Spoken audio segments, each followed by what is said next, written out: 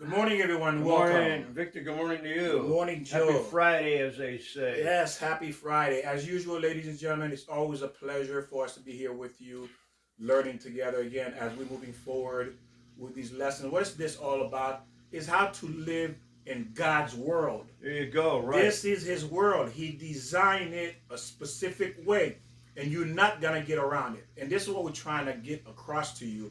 If you want that peace, you want that love, you want that joy, you have to go with the plan. You have to go with the rule book. Absolutely, right. You know, he's the boss. He made the rules. You go with it. Now, don't you follow the rules of the boss on the job? You got to do that, yeah. Right. Don't you follow the rules of society?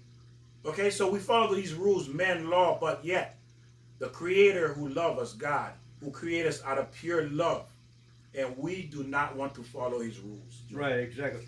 Victor, there's a song out that the Beatles, remember the Beatles? Oh, yeah. You look like one of them. There you go, yeah. Okay, well, anyways, they had a song out. It was called Obla Di, Obla Da, Life Goes On. And I want to say that either you're in control of your life or someone else is. And you know, you got to listen to everybody. Everybody you listen to, but you make up the decision that you want to follow. And then even if you make a mistake, it's all right, because everyone makes a mistake. Everybody, falls. If you don't make a mistake, you're an angel. Well, you know what? When you make a mistake, there you go. I like that one. But even if you make a mistake, like we all make mistakes, that's when you learn. You learn from making that mistake, because then you go, oh wow, there's something I know I shouldn't do. And let me tell you a little secret, Victor. Implement this in your life. When you have a problem, whatever it is, you take it through your heart, you take it through your mind, and you take it through God, and the answer will be there. You will see that, but you got to sit down and, what do you want? Bring it through your heart. You know what I mean by that? Maybe love, your mind, the intelligent being, and God, like Victor says, the playbook. He laid it all out. It's not that hard. Like Victor and I have a little discussion about, life's hard. And I go, it isn't hard. You make it hard. If it's hard, you go, oh, life's so hard. I got to get up in the morning and go to work. Well, what the heck? Everybody's got to go to work. Trump got to get up and go to work. A billionaire got to go, and probably they work more hours than you do. That's why they're rich. But Victor, it's not that hard. If you follow God's plan, right there, it'll fall right into place. And there's a saying, ask and you will receive whatever you want in life. I mean, you just can't sit there and go, God, I need this, I want this. You got to make your own steps. That's why He's giving you a brain. Yes, trust in God, and God controls everything. But He says, I gave you a brain, use it. That what Joe said is completely true, because again, God. Okay, the Jews. I want to piggyback on what you're saying is that the Jews suffered when they astray. They go astray from God. They suffer, and God says the reason why you suffering because you left me. You come back to me, there is no suffering. You see, because why we suffer because we left God. Right. Let me piggyback on that what you said, because we're talking about what you taught me. I mean, we're all taught like God is in us. And then you said, no, God's not in us. We're in God. And that's how you just said, you have a problem when you leave God. Like the Jews, they left God. There's when the devil's going to come into you. When you leave God, then you're going to have problems. But you're in God, stay in God. Keep that mental attitude. That's it. You know the beauty of life. You know the love. God is love. You're love. It's just like a kid who run away from home. What happened to the kid? You think about it. You're 12 years old and you run away from home. What's going to happen? You're coming right back. There you go. But you're going to suffer, right? Oh, sure you will. What? Yeah. What? Where are you going to get money and buy food? You're going to be begging on the streets. You're exactly. Right. And we remember the prodigal son, they talked about. But again, the point is, when you leave your parents' guidance, protection, rules, you the one who gets hurt. And when we leave God, protection, guidance, and rules, we get hurt. That's just the bottom line. Because this is His world. Remember, this is God's world. You are His creation. and He has a plan for all of our lives. It's because you decide that you know more than God and you want your separate Well, you're way. right. Or, like Joe always say, maybe you were not taught. Well, absolutely. You We see? got to be taught. So, But like you said, that we have this gift that God has given us. We don't realize it. You're going, what's my gift? What's my gift? You know what it is. Whatever you love. You love drawing. You love writing. You love building. I mean, it's there. Everybody has something that they love doing. You love helping people. Then you're a nurse, you're a doctor, or whatever you are. It's not that hard. Find out what you love. I mean, it takes time. It's still not going to happen, Victor, where you go, oh, God, what's my answer? And boom, it's not there. what you say, one brick at a time. One stone, that's how you move a mountain. One stone at a So time. meaning that it takes time. Remember, how long did God have the Jews in Egypt? How long did He have them in the desert? 40 years. You see, it takes time to build. Victor, if you go out in my yard, you're going to see 2,000 rocks. And you go, now, I brought all these rocks in, one stone at a time, and I put it down. Well, maybe there were more than one. There were 7 at a time. For a whole year or 2 years, I set them where I want to set them. And that's where I got like a fence, a border, one stone at a time, one step at a time. And It's Joe, not going to happen. You know, you're a young kid. Again, anybody under 30, you don't even know who you are. How do you get married? How do you decide who to marry? Oh, you're going to marry somebody because they're rich, they're a doctor. But what about what's in their heart? and that's again we're leading to, because why? The most important investment a human being makes in this world is marriage, because that's the ultimate purpose. One of the ultimate. I'm sorry, that's not it. But again, it's designed for you to become one to complete your mission here. Right. The ultimate goal, like you say, Victor, is to be connected with God, yes. Your parent, your Yes. father. Yes. You got to be connected with that. And then, Victor's right. Everyone desires, well, not everyone, but you want to be connected with another human being.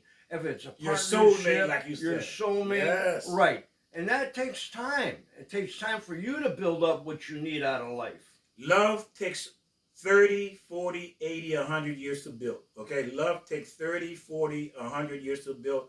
Love is not built at love at first sight. The like real, us. right, you're right. Real love. You're a real life, because we feel that love instantly when we see someone, and that's maybe like the first step, the first stone. But Victor, it does take a long time to really, because a marriage, you see after the first honeymoon, then there's always arguments, and you're going, oh, who did I marry? Did I marry the right person?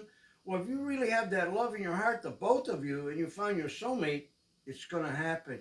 You got to work. You know, I never thought, when somebody said to me, you got to work at a marriage, I go, why? You love each other. What's the work? But you know what? There is Yes. work to do. Hey, Do it. just like, think about it. If you're a gardener, if you are planning for retirement, you know it doesn't happen overnight. You working, right? You got to fertilize. Same thing You gotta, with a marriage. You got to weed. You got You to put time fertilize. in. You got to grow that. Yes, Beautiful. you whatever. nurture it. You nurture Yes. it. You have Oh, to nurture I like it. that word. You Nurture. have to nurture 30. It's going to take you 30, 40, 500 years to nurture your marriage to become one. It takes time. Now, if you've been following our lessons, you realize that it's almost endless the amount of information you need to make this marriage work. But again, God gave us the playbook. Right. He gave us the information how to behave in a marriage, how to become one, to fuse again here on earth as one. Again, yes. Search your heart. Search your mind. You know, between right and wrong. What should I go? Should I steal that or should I pay for it? Well, I mean, is it so hard? Okay, you want to steal it? All right, then you got to pay the consequences. Make the right decisions. I don't care. Oh, life's so hard. Sure, one step at a time. Single man, Martin man, those are the one you're calling alpha, beta man, sigma male, Martin men, Martin women, whatever, again, leftover women, leftover men, whatever criteria you put yourself into, there's only one criteria. That's God. There is no other. But again, the reason we put ourselves into these different criteria is because we decide to become our own ruler over our own self. And this is the result of your decision. Like Joe said, you make your bed, you lie in it. And guess what? Absolutely. Not many people are happy laying in that bed, are they? No, right. They're not happy. There's So crumbs, there's cookies, there's ants, there's bugs, ants, right. There's lice. the wrong man or the wrong woman. You make your bed, you're lying in it. What kind of, I want to live in a nice, clean, fluffy with my soulmate. But that takes work. It doesn't happen like I can't snap my finger. Yeah. Can you snap your finger? Go snap. Go ahead, snap. And I it can't. snap like a genie. I can't. Yeah. Snap, it happened. It doesn't work that way. There was one genie. She rubbed her. She moved her nose. And it happened. Bewitched. Yeah. Yeah, I thought that was cool as a kid too. We all did. Yeah. So, ladies, if you have a man like Joe that you know, Job. Joe, you. Oh no, This Joe. Yeah, don't talk about Now, me, Victor. why I say the reason why I'm saying I'm Joe pitiful. is an example. Now, again, if you've been following this program, you've been following this teaching, you have a feel for who I am and who Joe is. Yeah, right. If you have that type of man available, you better grab him. Why? Because God is speaking to you. God says, I'm giving you one of the best, because you're not going to get more or better than that man. Because why is this? It took time for Joe to get where he is. It didn't happen overnight. He worked on himself. So that means he became quality. He made himself into a quality man. The question is, are you a quality woman? And the reason why you probably not meeting men like Joe is because you have not worked on yourself, and therefore God cannot give you someone like Joe, because why? You would only hurt him. And God, it would be a punishment to Joe to have a woman like you who have not worked on herself to be at the level he is. Victor, you got to get off of me. I'm just using you an example. Yeah. I'm using but I'm giving an example. Okay, good. Again, we need an example, and I'm giving you example of someone behind the camera. Yeah. You see, because I don't know anybody else to give you That's example it. In front of the camera, I'm great. I'm perfect. Yeah. And see, that's the beauty of Joe. He knows he still has some flaws too, and that's the beauty of it. He's not arrogant about it. He knows he has flaws. I know I have flaws that I have to work on, but that's the beauty of it. I mean, look how I dress. That's the beauty. I'm a schmo. But that's the beauty, Joe. Is it really? Yeah, that's the beauty, knowing that we have flaws, we still have to work I on didn't it. shave. I'm a bum. So that's the beauty of it. You have to keep in mind that this person recognizes he or she still have flaws. They're working on it. But that's the point. You are working on yourself to becoming a better version of yourself. That's it. You got to know yourself. You got to be a better person than yourself. A better person. So you will lose out on this gift God has given you. And when you go upstairs, God, you're going to complain to God. God says, listen, that's because you didn't work on yourself. You decide to remain raw. You came into the world raw, and you left the world raw as well. You come into this world to refine yourself, not to remain raw, right? That's the purpose of this, one of the purpose of this creation, why we are here. So now, again, treating your man like a king. We continue where we left off. A woman needs to understand how to influence her husband to get him where she wants him to be at. Like Joe said last week, last time, handle your man. Joe didn't like that word, how to handle him. We all got to teach each other. And when we're talking handle or control, it's not to put anybody in their place or whatever. Everybody should know where they act. Their responsibility. It's not like, but some people have to be guided, and that's there you go. That's what it is. Yeah, I mean, if it's the man got to be guided, maybe whatever. But it's usually the man that's immature for the most part, and the woman is more mature. They say that society recognizes that. If you want to say that, may be yes, but not all the time. There are exceptions. Right. So because she has the ability, she can maneuver. But remember, ladies and gentlemen, when you pick this type of man, you chose him. Okay, so you made your bed. So you can't go and say, he's this and this and this. No. You're that. Whatever complaint you have against him, that's you. Because why? You picked him. Well, sometimes you're duped. You're right. You're right, Victor. We make the wrong decision. Yes. And again, why do we make the wrong decision? Because you're making the wrong choices and you don't even know yourself. You're looking at something else that you really don't want. And look how beautiful God is. God created divorce. The reason he created divorce, he knows you're going to make a mistake. You're going to go with the evil inclination that's in you. You're going to pursue the wrong thing. So he's giving you a way out of something that, because remember, marriage was not created for you to be miserable in it. If you in it and you stay, you chose that. God did not choose that for you. You did that yourself, because that's not his plan. God's plan is not for you to be in something that's beautiful, turn sour, and that turns evil or against you and that abuse you or hurt you. That's not the purpose of marriage. So if you were in that situation or been in that situation, that was because there was a flaw in you that pursued that particular type of man, who in turn taught you a lesson that you didn't think you were going to be taught. Okay? It may not be a flaw. Right, you can look at it as a flaw, but again, we keep on saying we don't even know ourselves. We have to learn what we want. So when you choose a person, you're not choosing them for what you want. You just think you want it because maybe you've seen it on TV Oh, look at that guy. Look how he's dressed. Look at the car. Look at the money. Look at this. Doctor, lawyer, Indian chief. It's not so much a flaw, but realize who you're getting married And it is to. that's the danger that people are watching the media thinking they know these movie stars. They don't know nothing. Don't you pay attention to these movie stars? They've been married 600 times, and they're single. They're unhappy. They have wealth. That's it. That's all they have. But they are unhappy. They're worse off than you are. But yet you admiring people who are more miserable than you are. All they have is money, and then you watching a failure, and you want to duplicate a failure.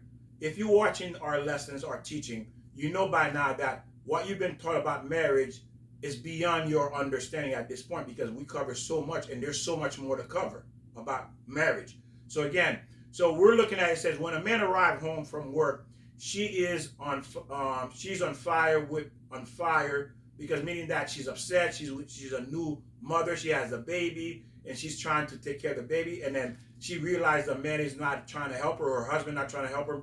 So she ignores him. So she wants to hurt him by ignoring him, by shouting at him because she's been home laboring with the kids, which I understand. Average men would understand that. I mean, or at least a normal man would understand that. It's not easy to take care of infant. It's a struggle for the woman. But again, that can create a fight because the way she's been struggling the whole day while he's at work, slaying a dragon to bring home the food, to bring home money, to take care of the family, and she's home slaving. So both parties are working hard. But what happened is she could become overburdened with children. Depends how many children she has. And now when he walks to the door, immediately she starts pounding at him, complaining, throwing things at him. Guess what? He just came from work. That's the last thing he wants to do. Very good, Victor. You're right, too. You know? But don't forget, maybe the man comes home and all of a sudden he demands, doesn't realize what she's gone through. Yes. Like you say, he has toiled all those 8 hours, 12 hours, and she has too. So when the man comes home, he has to realize, not that, where's my dinner? So he has to be considerate. Darling, want me to make dinner? Oh, no, that can't. That's a woman's job. Find out what you can do when you come home. I'm not saying, Victor, you're totally right. We have to balance each position. Yes. So when you come home, yes, if you're the male sitting home doing the cleaning and the wife comes home, it's balanced. You can't come home and be yelling at things that you demand. And that's the thing. And these are things we're giving you. These are the pitfall, the holes in the road that people fall into, the trap that eventually destroy the marriage. You're right. Right off the bat. Yeah, that pressure, like you just said, you said it beautifully. When somebody comes home from work, they've gone out. It's just not 8 hours. You're gone 12 hours, You're on the road. You're driving. You got this pressure. But everybody has pressure. So you got to come home and start loving immediately. Don't start. And Victor, you're right. There's where the problem. And when you can't yell at your boss. So when you come home. There's what we talked about, that respect on the last video. Treat your wife like she was the president of the United States, like she was the Queen of England, like you never met. You're going to go before them. How do you approach them? You treat them with complete respect. Treat your spouse. That should be the same. Your spouse. Right. That too, right. Yes. And the thing is, you have to remember, ladies and gentlemen, it's easy to disrespect and take granted for the person we are married to. Oh, she know I love her. No. You got to tell her every day. Right. There's part of the Same work thing, every that day. we have to do. Yeah, little notes under the pillow, in a pocket, in a mailbox, in a lunchbox, in a whatever. A marriage killer is when you take your spouse for granted. That kills the marriage. Remember, you have to treat your spouse. Remember when you met their parents, how you were sitting nice and tidy? Right. Yes, ma'am. Oh, she's wonderful. Right. How you behave in front of her parents? Well, guess what?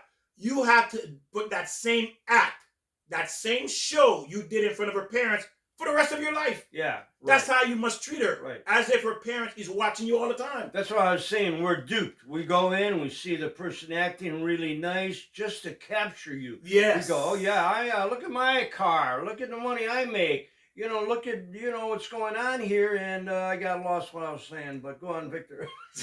So when the man walks through the door, because you mature, more advanced than the man, God says that the woman is higher than the man.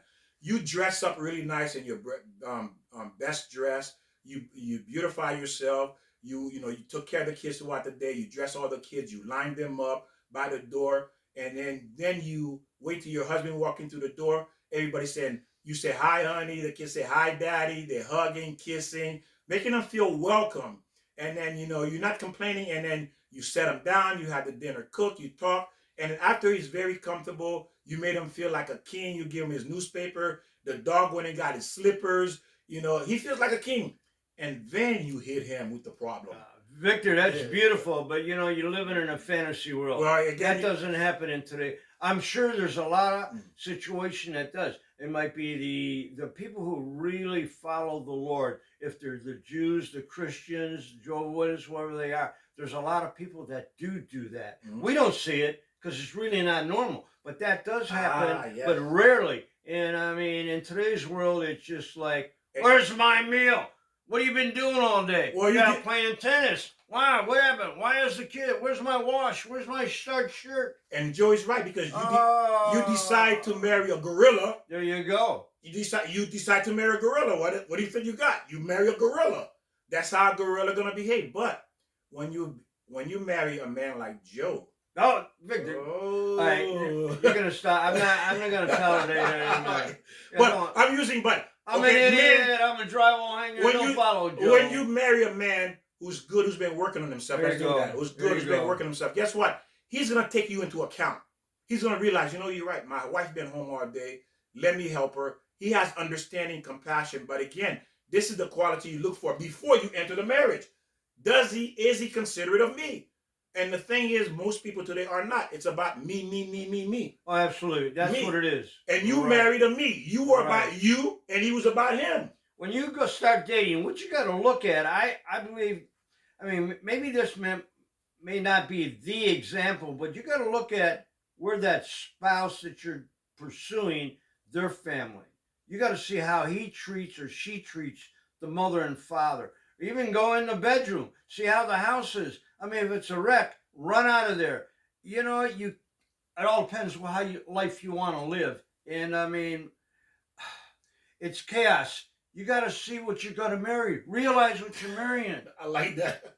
You got to realize what you're going to. Are you marrying an animal, an ape, a gorilla, or are you marrying a human being? That's what you have to ask yourself. Is he or she a human being, or are they an animal? When I was married, my in-laws were beautiful. My mother-in-law, I love her to this day. God bless her.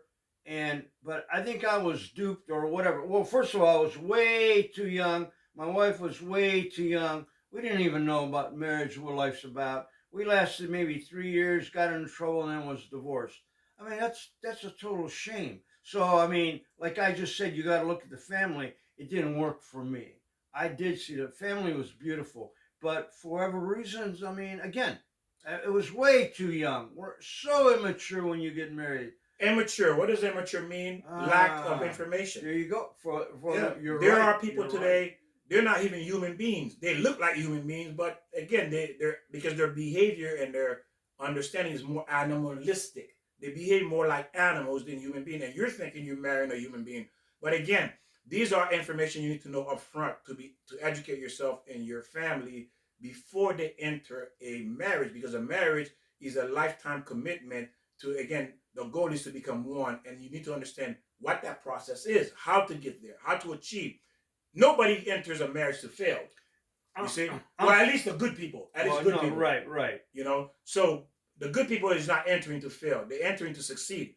But again, if you go in, if you pick the wrong person, there's a flaw in you as well. And again, you could have been duped. But again, why are you attracted, and why did you stay 10, 15 years in that marriage when you were allowed to divorce, when you know this person is hurting you? But you chose to stay. So that's on you.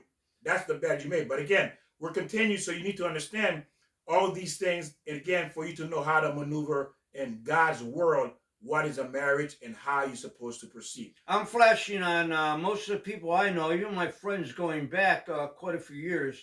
I never really thought about it percentage-wise, but I'm going to have to say, 70% are divorced? Yes. I know. Now it's higher now. It's higher.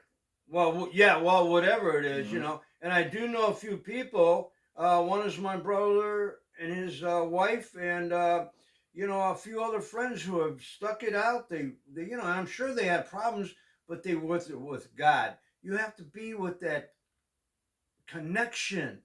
Don't forget, there's three people in the marriage: you, your spouse, and God. Let's control that. Let's bring that in there. Yes, marriage is holy. That's what that number one failure people fail thinking marriage is physical. Marriage was never ever ever physical. Marriage is spiritual. Love is spiritual. Feelings is spiritual. Those things now it's all spiritual, but it is expressed through this physical body. You express those things through this Right. physical body outward. That's why we have this physical body to express that those spiritual love feelings, marriage. We use this body to express it in the world. That's what this body's for. Don't get confused. Okay, it's two entity. The body is nothing more than a vessel to express what the spiritual is. Okay, so a man never listens to a woman complaining. He shuts down. He will shut off, shut down. He's unable to handle it. So you have to know again, like we say, how to talk, how to maneuver. Okay, the word handle. You have to understand his way, the way he functions. Same way the man has to understand how the woman functions as well, because a woman is very emotional. If a woman is functioning incorrectly, and in marriage, the man is functioning incorrect. If the woman is functioning incorrect, meaning that if the woman is not functioning properly, that means the man is doing something wrong. Because why? If the man is functioning correctly, the woman will glow. She will have a smile 24/7. She will go to sleep with a big smile on her face every single night and wake up with a smile on her face. I don't think we ever use that word glow. I love that word. It's a great word. She will glow, resonate like a light bulb, beep, beep, beep, beep, like a shining star. This is what will become of her if the man is functioning properly, because then that means she's happy. But if he's not functioning properly, then the woman is not going to be. And when Victor said functioning, Victor, you say functioning. What does that mean? Obligation. That's what it means. What's your obligation? That's what you mean by functioning. What's your obligation in life? Be devoted. Be protective. Be all that in one. You have to be that in your relationship. Both people. The obligation, the responsibility that you have. And that's what you're saying about what Victor's mentioning, function. Yeah. Because I don't know what you meant by it. Yeah, it's a function. Is that the word you use? Yeah, function. What's correctly. a function? I don't know. What's a function? The way she's glowing, resonate, the way she is in the marriage, she's happy in a marriage. You see, she's happy. She's happy to cook dinner. She's happy. Think about it. Well, only if she's getting the respect. You know, right. You can't cook dinner for someone who doesn't have the respect. There you go. Okay. Exactly. Beautiful. Again, obligation is part of the obligation. Respect. If a man treating his wife beautifully, guess what? Even though that woman doesn't like to cook this particular food, she's gonna do it, and she'll do it. Not only will she do it, she'll be singing "Kumbaya," well, whatever that song is, "Kumbaya," whatever. But what you got taking place, that's very good. But look at you. Do you like cooking? Absolutely not. Do you think every woman knows how to like? That's just an example. Okay, you're what I'm saying. Yeah. So if somebody doesn't, again, we got to get down to the. You know, when I used to come home from work, my partner at the time wasn't married. She came home later. So what do? Sit there and wait? Then I go, okay, I want to cook. So I cook. So again, it comes down to responsibility. Not like it's anybody's specific job. If she doesn't like cooking, well, and if they both don't like cooking, well, then you got to order out, which is crap food anyways. But the point that, again, we're making is this. If you don't like something, I'm using cooking because generally the kitchen is designated for the woman. And if you make that arrangement before the marriage, who's responsible for what, which we already covered in previous very good, video, right. Who's responsible for what? Even though she does not like to cook a certain thing or she doesn't like it, she's going to start liking it because why? She's so in love with it. How many people really love doing it? No, you're right. How many people? Right. How many people say, "Oh, I love to change my baby's diaper." No. Oh, it smells so good. Yeah. But because you love the baby, guess what? You love changing a diaper. Because you love the baby so much, the poop now smells good in your nose. Because you love that baby. Say that. No, say, you're right. That's my fragrance. I should put it on, wear it out to go out. No, don't do that. Because why? Because of the love you have for that baby. So when you love your husband and he treats you correctly, the things you don't want to do, don't like to do, you're going to want to do it. If you are in the right mindset, you are a normal woman who's looking for good. Right. Not everybody's looking for good. They say they are, but it's not true. Many women that I've spoken to say they're looking for good. That's not true. Because if you were looking for good, you would have found good. Well, again, going back what we were saying, what are you looking for? You're looking for money. You're looking for prestige. You're not looking for that love. You want more than love. And that's fine, but love has got to be the number one process. Well, first, that connection, the soulmate, the working together. Not your job, my job, his job, whose job. Work together. Just like there's three people. God, you, and your mate. and remember, Soulmate. the starting point of all this, you have to be good yourself. If you're not good, you're not going to look for good. If you end up with a dog, that's because there's some dog in you. If you end up with a gorilla, that means there's some gorilla in you. Okay, let's define good. What's good? I mean, I like a lot of porn, so is that good? I mean, a lot of people. All right. No, good is being with God, going through the 10 Commandments, knowing your responsibility, knowing what God expects of you, the respect that you have for yourself and for your mate, your soulmate. That's what you mean by good that I see. I mean, that is true. Good is the 10 Commandment, following the 10 Commandment, even though sometimes you don't want to, but you understand it is good. You understand God is good. And also good means that what I do, I'm promoting well-being. Promoting well-being, meaning that everything that I do is to promote the well-being of you. Meaning that everything you do for your child is good, isn't it? Absolutely. Everything you do for them is good. You're promoting well-being. That's the way it should be. And that's what is, there you go. Uh-huh. So when you know good, again, the best one Joe said is God. So when you know God, then you know what good is. But because a lot of you did not know God, most likely, for whatever reason, you were not as good as you think you are. Because a lot of people love to give themselves far more credit than what they really are. People really do give themselves far, far more credit than what they are. Yeah, we do as human beings, we do. Yes, we do. But again, that's why you end up with that person, because you thought you were there, but you were not there. That's why you end up with the man who abused you and mistreated you, because guess what? You miscalculated who you were. And if you want to know what good is, like Joe said, go to the 10 Commandments, connect to God, then you will know what good is. Victor, I saw this on the news the other day. Well, we know about that 6-year-old boy. Well, that's, who shot his teacher. Luckily, she didn't die. But I heard yesterday there were 3 young people. One was as young as 12, 17, and I think, 16. They wound up killing someone. 3 other people. These 3 boys killed these people, and one of them shot him through the head. You're telling me that their family has God in the house? Where does that come from?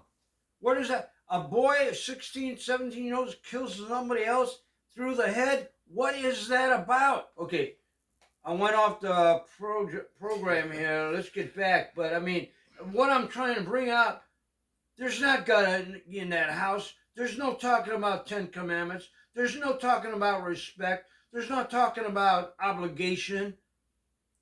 What are our kids doing? Well, it's not just our kids. We have to blame the parents, because everything starts from the home. We will cover children as well, and marriage. We will cover that as well. Again, as we mentioned, the information is endless. Endless amount of information you need to know before you enter this, before becoming a human being, how to behave and act like a human being. The information is endless, as you can see if you've been following. So we will get into that again, because the lack of what Joe said, the 10 Commandment, it was not engraved. Again, there's other reasons to involve. It's not just simply that. But again, obviously, they couldn't have been, from what Joe is saying about these 3 kids, because to just kill bluntly like that, it takes a lot. But again, let's move forward. So a woman could behave in a way to make the man loving and glowing as well. Because again, one thing about a woman, she has tremendous amount of persuasion power.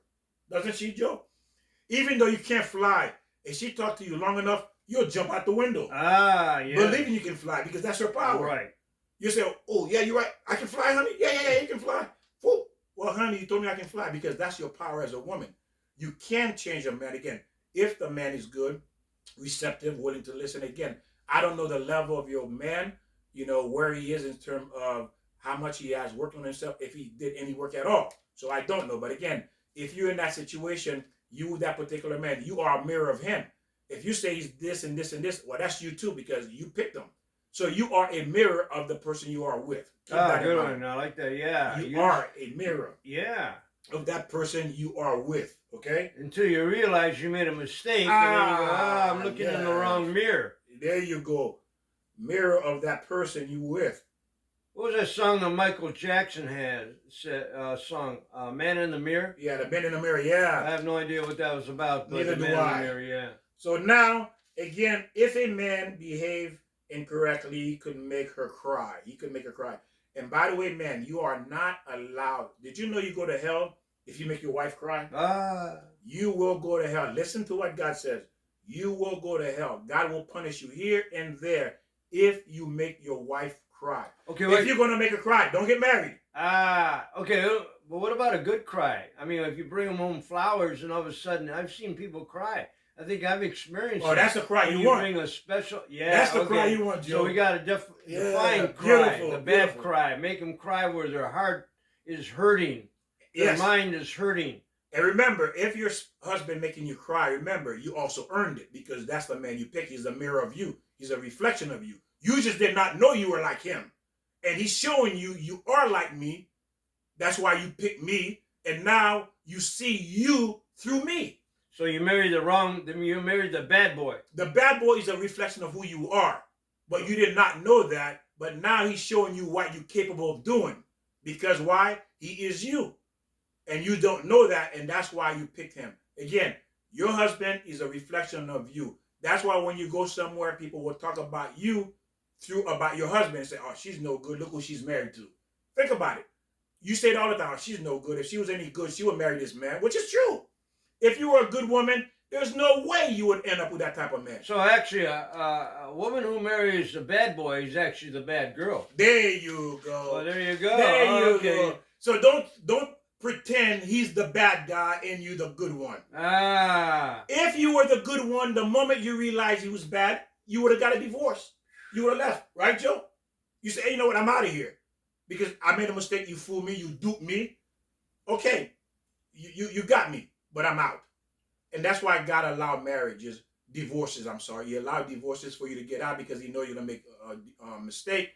And he doesn't want you to be in something that's permanent. There is no such thing as permanent in marriage. God allows divorce because for that particular reason. Because why?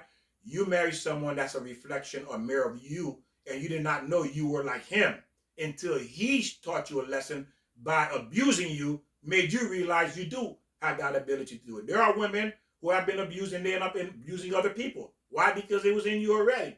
But again, you got to keep in mind, again, there are exceptions to the rules, but just for you to understand, before you open your mouth, say, he, you have to remember, you are a reflection of him as well. I mentioned this before, and I'm going to mention it again. Perfect example of what you're saying is Johnny Depp, and who was his wife at the time, Amber Heard.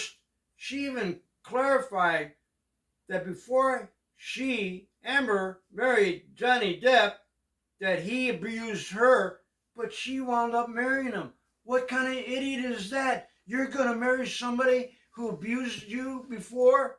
What are you thinking? You're an idiot. I'm going to say that again. You're an idiot. Amber Heard, you're an idiot. You don't marry somebody who abuses you. Well, and from the trial too, it said you're an idiot. She did abuse him too, from my understanding of it too. You see? Well, so again, absolutely. That's the reflection. That's the mirror.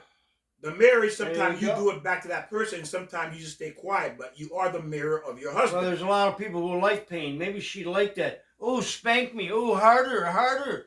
I mean, people like that, Victor. They like abuse. There are people who like abuse too. Yeah, that is possibility. Again, so you have to understand you are the mirror.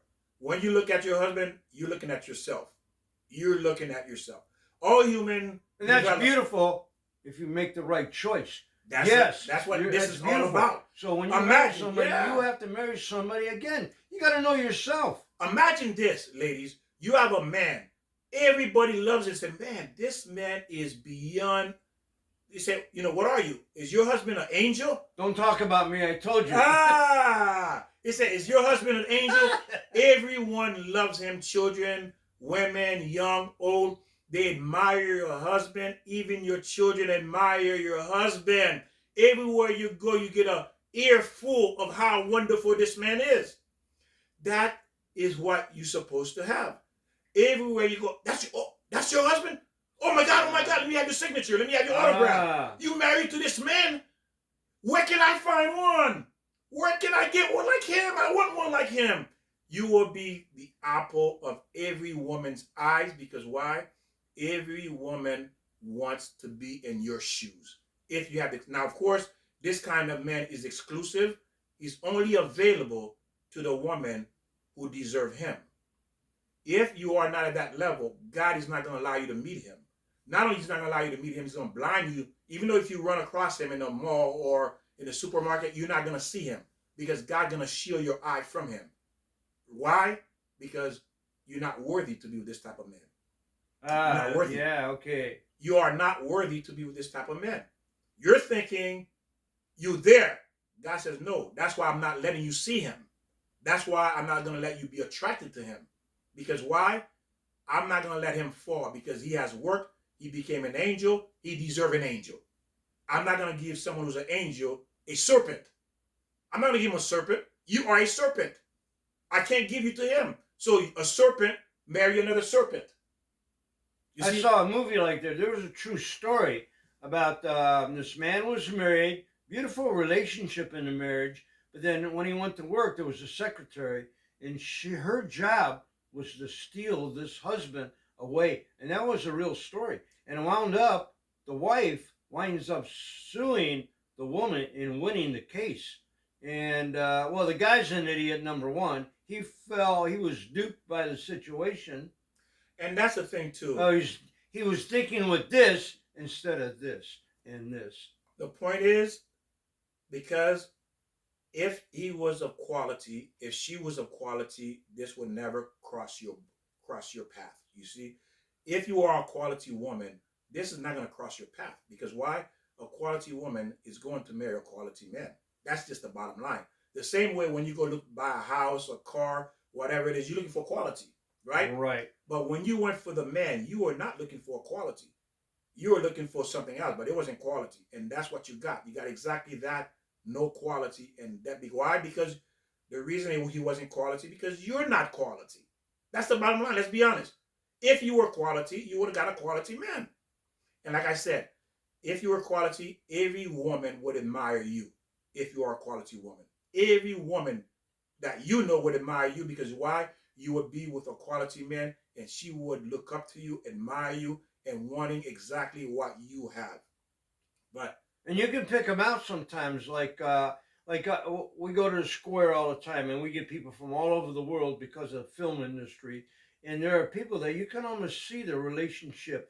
If the husband's walking in front of the wife or whatever, you can pick out, well, that's not a loving relationship. I mean, not always, there's always circumstances, and I know in some cultures, is the Asian culture where the man does walk in front of the wife. So, I mean, I can't answer that. I don't know what all that's about. I guess that's honor. Also, be sensitive to the other person and where they are. Put the effort to be sensitive to the person, because everybody's different. Everybody come into this relationship with defects, with flaws. And you have to understand that before you got into it. We all have our defects and flaws, and that's the whole point. To fix it before or while you're in it. But again, it's a bad idea to try to fix while you're in it, because most people will never be able to do it. It's harder, right, because there's too many conflicts. Exactly. You're right, Victor. It should be known before you get married. Right. Why do we not do that? Well, again, because this information we're sharing with you is because you didn't have it. I didn't have it either. But again, we're doing these videos is to teach you, to show you that marriage is not just walking in, like Joe said, you walk in, hey, I got it. There's no such thing. It doesn't exist. And then it's a life process of working to become that one. Now, there's a story I'm going to share with you about this pot full of beans. There was this man who him and his wife invited a rabbi, a male teacher, a Jewish man, holy man, to come eat with them in their house. Now, what happened was at this point where they were cooking, she knew he was coming to dinner, so she put some salt into the pot. But at that time, there was a young woman that was living there that was homeless. They took in, and she helped with the cooking and cleaning. She went behind the wife and added more salt to the really? Yeah. yeah, pot of beans. That has happened. So it is traditional when you sit down to eat, the guests get to eat first. So now the rabbi, of course, everybody sit down at the table. And then so the rabbi digged in, put into his plate. So he took the first bite. And he realized this thing was super salty. And then when he took that first bite and he turned over to the husband, he says, "Do as I do. Don't say nothing." So he kept eating. This is good.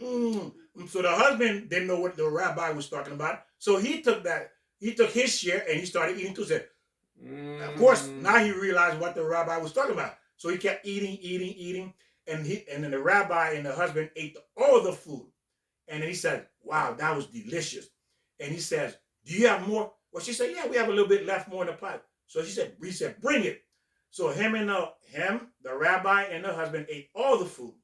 So the other guests did not get to eat. So as they were leaving, the rabbi had a student with him that came to eat dinner with him. And he says, "Rabbi, didn't that look disgusting? I mean, what you did there, it looked like you were greedy. Why would you do that?" He says, "Listen, if I had allowed everybody else to eat that food, can you imagine the embarrassment the wife would have suffered? Yeah. Would have suffered because everyone would say she can't cook and people probably would have spit it out, made faces at the table. Can you imagine how much that would have hurted her? So to keep her from getting hurt, that's why I ate all the food."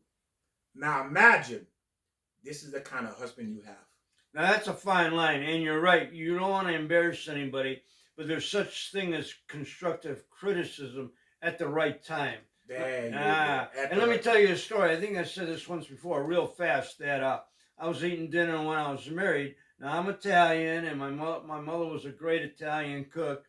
So my wife, she made spaghetti sauce, and she says, "How is it? Is it as good as your mom's?"